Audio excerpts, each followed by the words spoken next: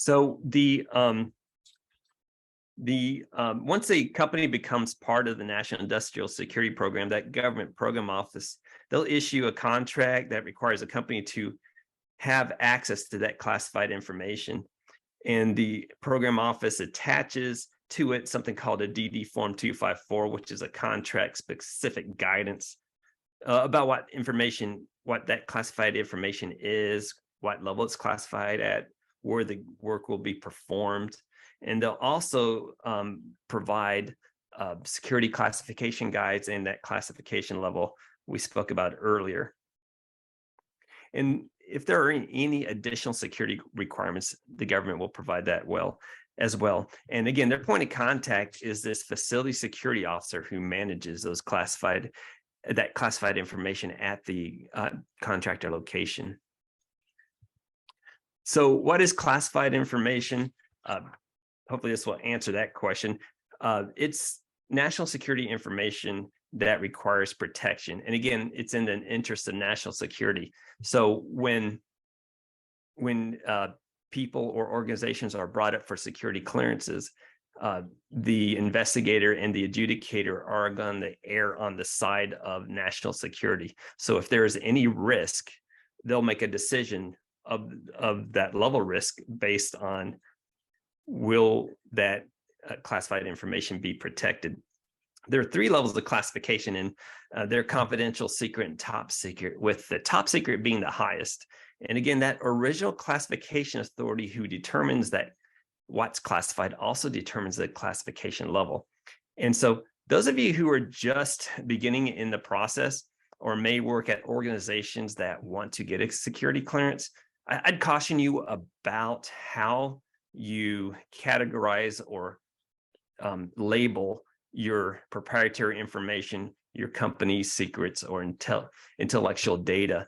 I worked at a company as an FSO once, and the first day I got there, I wanted to walk through and assess that company. And one of the employees brought me over and said, "Hey, I'd like to show you where our company's secrets are."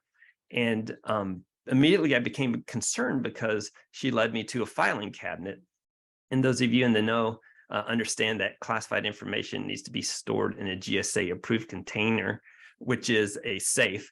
And so when she opened it up, I was relieved to find that they were company secrets and they were labeled company secrets. So if you're having this practice right now, one recommendations I would give is to relabel those so they're not confused with national defense information. So the NISPOM is just the written guidance from the National Industrial Security Program. That the rest of it stands for National Industrial Security Program Operating Manual, and I'll show you just a little bit about that. The National Industrial Security Program prescribes specific requirements, restrictions, and other safeguards that defense contractors should apply. They preclude unauthorized disclosure of classified information, and they control the way classified information is released to authorized people. And again, the NISPOM applies to all phases of contracts, from bidding to negotiation to performance, and as well as the end of a contract. So there are specific instructions on what to do once you get a classified contract, all the way through till that classified contract ends. So again, I want to highlight that this facility security officer is that one position that makes everything happen. The facility security officer is a designated position, not dedicated. So what this means is you don't have to go out and hire an FSO when you can appoint a current employee that is doing it.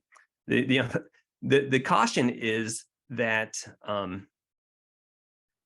the responsibilities are the same and the impacts are the same, whether or not you're a beginning FSO or a well-seasoned one. So that person that's designated as FSO is really going to be, what do they say, drinking through a fire hose. They'll get a lot of information at once. In small companies, that FSO may wear many hats. I've seen companies where the chief, the CEO or the COO are also functioning as an FSO, or even the program managers are functioning as FSOs. They have to do their regular job designing systems or providing services, and then still work that facility security officer responsibilities. And these FSOs, they apply the NISPOM. They're integral to the security clearance process. They initiate those security clearances and maintain those security clearances, as well as responsible for training all those cleared employees. The NISPOM also lists required training that each employee they should be taking. So why are we here? We're going to talk about those security clearances now, and I hope that information I gave you up to this point was helpful. But now we'll get into, some of you sent questions ahead of time. I'm not going to answer them directly, but I'm hoping that you'll pay attention to this presentation so that you can answer these questions. One, how much does it cost? Two, who pays for it? Can I get a security clearance to apply for a job? And what this means is, hey, I'd like to get a job that requires a clearance. Can I put in for it now? And four, how long does a security clearance take? And hopefully I'll be able to answer those questions satisfactorily for you. But just so you know the process, I'm going to begin with the facility clearance and then conclude with the personnel security clearance. So those of you who are on here that are interested in getting a security clearance for yourselves, keep in mind that they're tied to the facility clearance. The facility clearance is tied to a contract. So that means the personnel security clearances are also tied to a contract. And I'll explain that process here. And that's why we're starting with that facility clearance. And all that means is, we used to call it facility clearance. The NISPOM has changed from a DoD instruction to a Code of Federal Regulations. So now it's under 32 Code of Federal Regulation Part 117.